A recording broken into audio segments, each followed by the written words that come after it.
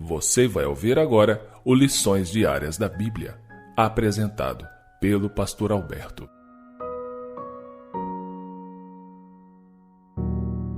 Olá, hoje é quinta-feira, dia 10 de novembro, e o tema do estudo de hoje é As Primícias dos que Dormem. O texto bíblico que é a base do estudo de hoje está no livro de 1 Coríntios, no capítulo 15, no versículo 20. Aqui, através do apóstolo Paulo, a Bíblia nos diz o seguinte: Mas na realidade, Cristo foi ressuscitado dentre os mortos, sendo ele as primícias dos que dormem. A oferta das primícias era uma antiga prática agrícola israelita com profundo significado religioso. Era um reconhecimento sagrado de Deus como provedor benevolente, que havia confiado a seus mordomos a terra em que as colheitas cresciam e os frutos maduros para serem colhidos. Isso está claramente ensinado em Êxodo, capítulo 23, verso 19, também no capítulo 34, verso 26, no livro de Levítico, capítulo 2, do verso 11 a 16, e Deuteronômio, capítulo 26, do verso 1 a 11.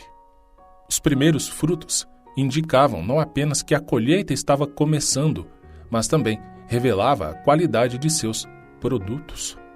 De acordo com o teólogo Wayne Grudem, ao chamar Cristo de as primícias, Paulo usou uma metáfora da agricultura para indicar que seremos como Cristo.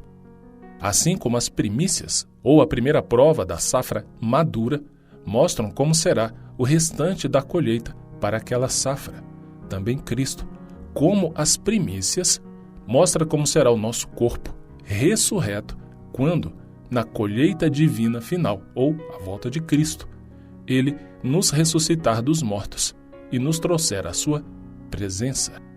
Esse comentário de Wayne Grudem está em seu livro Teologia Sistemática, na página 615. Vale lembrar que Jesus saiu da sepultura com um corpo humano glorificado, mas ainda carregava as marcas de sua crucifixão, conforme o Evangelho de João, capítulo 20, nos versos 20 e 27, claramente ensinam. Isso significa que os filhos de Deus ressuscitados também carregarão as marcas físicas de seus próprios sofrimentos. No caso do apóstolo Paulo, por exemplo, ele ainda levará em seu corpo glorificado aquele espinho da carne, conforme 2 Coríntios capítulo 12, verso 7, e também o que ele chama de as marcas de Jesus, conforme Gálatas capítulo 6, verso 17. O livro A História da Redenção, na página 192, sobre o apóstolo Paulo, traz o seguinte comentário: levaria sempre as marcas da glória de Cristo no corpo, em seus olhos que tinham sido cegados pela luz celestial.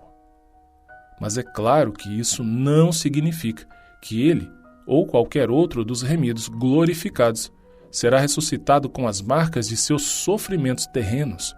E podemos comparar isso com 1 Coríntios capítulo 15, do verso 50 a 54.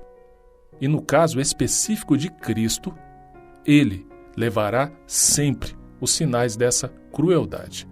Cada vestígio dos cravos contará a história da maravilhosa redenção do homem e o valioso preço pela qual foi comprada.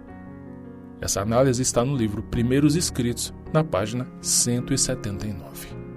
E eu concluo dizendo que as marcas do Senhor Jesus garantem que todas as nossas marcas desaparecerão para sempre. Que coisa linda, né? Louvado seja o nome do Senhor Jesus por toda a sua bondade.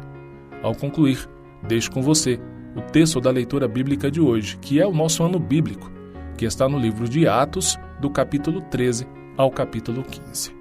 Um grande abraço e, com a permissão do Senhor Jesus Cristo, nos encontraremos em nosso próximo estudo. Até lá!